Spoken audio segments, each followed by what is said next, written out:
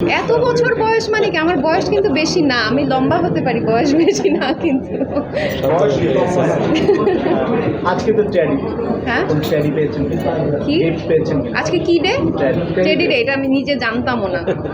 রোজ data খালি জানতাম কারণ অনেক পোস্ট করছিল, বাট না না না, টেডি ডেটা আমি শুধু জানি 14 তারিখ হচ্ছে ভ্যালেন্টাইন্স ডে।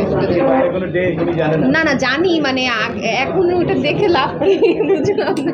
আমি বেশি এক্সাইটেড আপনাদের সঙ্গে দেখা হবে, কারণ আপনারা সবাই আমার ভালোবাসার মানুষ এবং আমি খুবই এক্সাইটেড এই গানটা নিয়ে, কারণ দেখা যায় যে নাটক নিয়ে তো অবশ্যই এক্সাইটেড থাকি। ভালোবাসা দিবসে নাটকও আসছে, গত যে নাটকটা আমার গেল নাফে, সেটাও খুব ভালো গেছে।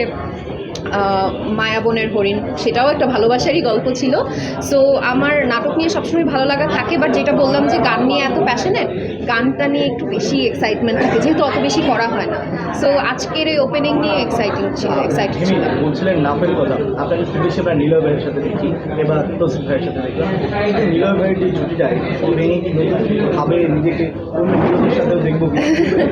জুটি আসলে ভাঙা গড়ার কোনো কিছু নাই। যখনই আপনার যার সঙ্গে কাজ আসবে এবং কাজটা যদি আপনার কাছে ভালো মনে হয় আপনি তার সঙ্গেই করবেন।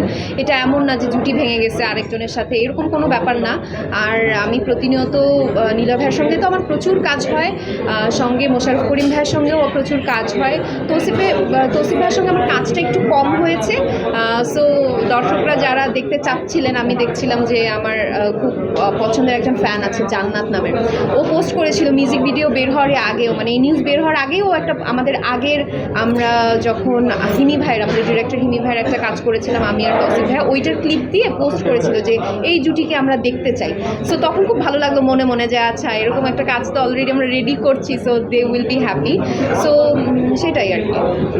এটা দেখবেন, যদি নিজে একা একা দেখেন ভালোবাসার মানুষকে পাঠাবেন, আর আমার মতো যদি ভালোবাসার মানুষ না থাকে তাহলে ফ্যামিলির মানুষ যারা ভালোবাসার মানুষ তাদেরকে পাঠাবেন, তাদের সঙ্গে শুনবেন।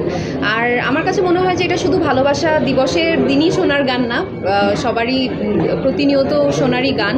ভিজুয়ালটা যেমন আমার কাছে পার্সোনালি ভালো লেগেছে, গানটাও আশা করি দর্শকের ভালো লাগবে। সো এটাই আসলে।